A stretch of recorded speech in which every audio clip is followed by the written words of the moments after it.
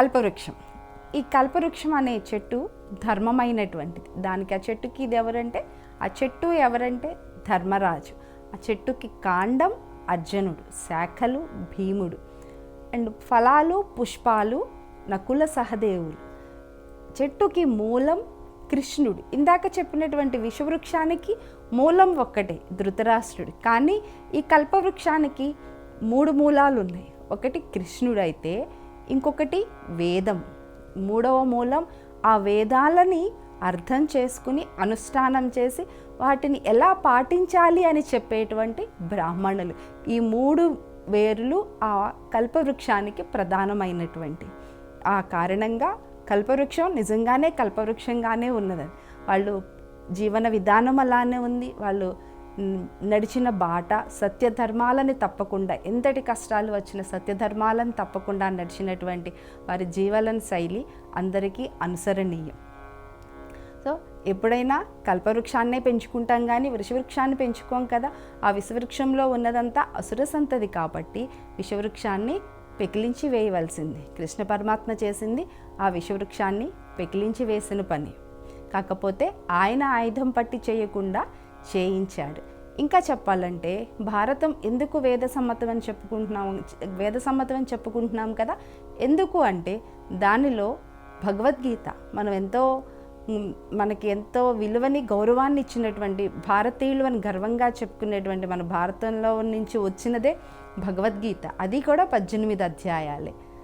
So ఆ భగవద్గీత భారతంలో నుంచి వచ్చింది. అంతేకాదండి, శైవత్వాన్ని, విష్ణువు యొక్క తత్వాన్ని, దుర్గాదేవి తత్వాన్ని, సూర్యోపాసన, గణపతి ఆరాధన, స్కందుడి ఆరాధన, మొత్తం అన్ని దేవతల యొక్క ఆరాధన విధానం మనకి భారతంలో లభిస్తుంది. ఒక్క భారతం చదివితే మనిషి జీవితం మొత్తం పుణ్యమయమైపోతుంది. మన పుణ్యం సంపాదించుకోవాలంటే అక్కడ ఇక్కడ తిరగక్కర్లేదు, భారతాన్ని చదివితే చాలు. మనకి అన్ని రకాలైనటువంటి శాస్త్ర జ్ఞానము లభిస్తుంది, వేదాల సారం తెలుస్తుంది, ఉపనిషత్తుల సారము తెలుసుకోగలుగుతాం. ఇంతటి గ్రంథాన్ని మనకు అందించినటువంటి వాడు వ్యాసుడు. ఇది ప్రపంచంలో ఏ దేశానికి ఎవరికీ లేనటువంటి అదృష్టం. పాశ్చాత్య దేశీయులందరూ ఒక్క మాట కూడా చెప్తారు, మీకున్నటువంటి లైబ్రరీలో ఉన్న పుస్తకాలన్నీ తీసేసి ఒక్క భారతాన్నే పెట్టుకోండి, ఆ ఒక్క భారతాన్ని చదవండి, జీవితం చరించిపోతుంది, ఆ ఒక్క భారతం చాలు అంటారు. వ్యాసుడు కూడా చెప్పాడు, భారతంలో లేనిది ఎక్కడా లేదు, ప్రపంచంలో ఎక్కడా లేదు, ప్రతిదీ భారతంలో ఉంది, అన్నీ ఉన్నాయి. ధర్మ అర్థ కామ మోక్షాలు అవి ఎలా సాధించాలి, దానిని ఎలా అదుపులో పెట్టుకోవాలి, అన్నిటికీ మూలం ఏమిటి అన్న విషయం మనకి భారతంలో దొరుకుతుంది. అలాగే కొంతమందికి భారతం ధర్మశాస్త్ర గ్రంథంలాగా అనిపిస్తుంది, కొంతమందికి అది అర్థశాస్త్రంలాగా అనిపిస్తుంది, కొంతమందికి అది నీతి శాస్త్రంలాగా అనిపిస్తుంది. ఎవరు ఏ దృష్టితో చూస్తే ఆ దృష్టితో కనిపిస్తుంది. అంతేకాదు అవి అన్నీ భారతంలో ఉన్నాయి. మనం ఏ దృష్టితో చూడడం ఒకటే కాదు, భారతంలో అవి అన్నీ కూడా ఉన్నాయి. అందుకనే దానిని మహాభారతం పంచమ వేదం అన్నారు. ఇది భారత గ్రంథ ఆవిష్కరణ కదా. మన దేశాన్ని భారతదేశం అని పిలుస్తాం, భరతవర్షం అంటాం. అలా అనటానికి ఉన్నటువంటి పౌరాణిక వ్యాఖ్యానం ఏంటి, దుష్యంతుడి యొక్క కుమారుడు భరతుడు. ఆయన పాలనలో దేశం అంత చక్కగా అభివృద్ధి చెంది, ఆయన పాలనా విధానం అంత ధర్మబద్ధముగా ఉండడం వల్ల మన దేశానికి భారతదేశం అనే పేరు వచ్చిందని ఆయన పాలన గురించి చెప్పుకుంటాం. అంతేకాదు ఈ కౌరవ పాండవుల వంశాన్ని భరత వంశం అని కూడా చెప్తారు, ఎందుకంటే ఆయన నుంచి ఆ ఖ్యాతి వచ్చింది. అంతేకాకుండా అర్జునుడిని కృష్ణుడు భరతవర్ష, భరతస్థ, భరత అని కూడా పిలుస్తూ ఉంటాడు. అక్కడక్కడ మనకి భారతంలో వస్తూ ఉంటాయి. సో దీనిని బట్టి ఆ భరత సంతతి యొక్క ఖ్యాతి ఏంటనేది మనకి తెలుస్తుంది. కేవలం అందువల్లే మనకి భారతదేశమని, భరతవర్షమని, భరతఖండమని పేరు రాలేదు. దానిలో ఉన్నటువంటి ఇంకొక వైజ్ఞానిక కారణం కూడా తెలుసుకున్నాం. మనం ఈ సృష్టిలో ప్రతిదీ మనకి ఏం కావాలన్నా గాలి, నీరు, అగ్ని ఇవన్నీ పంచభూతాలు కదా. ఈ పంచభూతాలలో ప్రధానంగా మనకి అగ్నిని అధిష్టాన దేవతగా బ్రహ్మదేవుడు నిర్ణయించి ఇచ్చాడు. మన భరణ పోషణ భారాన్ని చూసేవాడు అగ్నిదేవుడు. ఆయనని అలా చూసేటువంటి ఆయనని అగ్నిని భరతుడు అంటారు. ఇంకొకటి కూడా ఉందండి, అగ్నిని భారతం అంటారు ఋజుర్వేదంలో. ఋగ్వేదంలో అగ్నినే భారతం అని కూడా పిలుస్తారు ఋగ్వేదం ప్రకారం.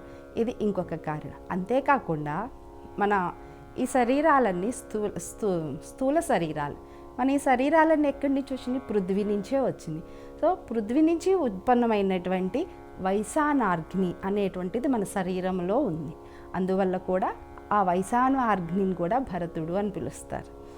ఇంకొక కారణం, మనం శరీరంలోనే మన ఆహారం తీసుకుంటాం కదా, మనం తీసుకున్నటువంటి ఆహారం వచనం అవ్వటానికి మన శరీరంలో జఠరాగ్ని అనేది ఉంది. ఆ జఠరాగ్ని వల్ల మనం తీసుకున్నటువంటి ఆహారం వచనమై అది ధాతువుగా మారి అన్ని శరీర భాగాలకి అందిస్తుంది. దాని నుంచే మనస్సు అనేటువంటిది కూడా ఏర్పడింది. ఆ మనస్సులోనే జరిగేటువంటి సంఘర్షణ, మనసులో మంచి చెడుకి రెండిటికి ఎప్పుడు సంఘర్షణ అనేది జరుగుతూ ఉంటుంది కదా. మంచిది పాండవ పక్షం, చెడు కౌరవుల పక్షం. ఆ రెండిటి మధ్య జరిగే సంగ్రామమే, సంఘర్షణే భారతం. సో మన శరీరంలో జరిగేటువంటి మనసులో ఉన్నటువంటి సంఘర్షణే భారతం కదా. ఒకటి, మనం మనుషులకంటూ ఒక ధర్మం ఉంది. మానవత్వం అనేటువంటిది మన ధర్మం. ఏ మానవుడైతే మానవత్వం అనేటువంటి తన ధర్మాన్ని మర్చిపోతాడో అతడు పశుతుల్యుడవుతాడు.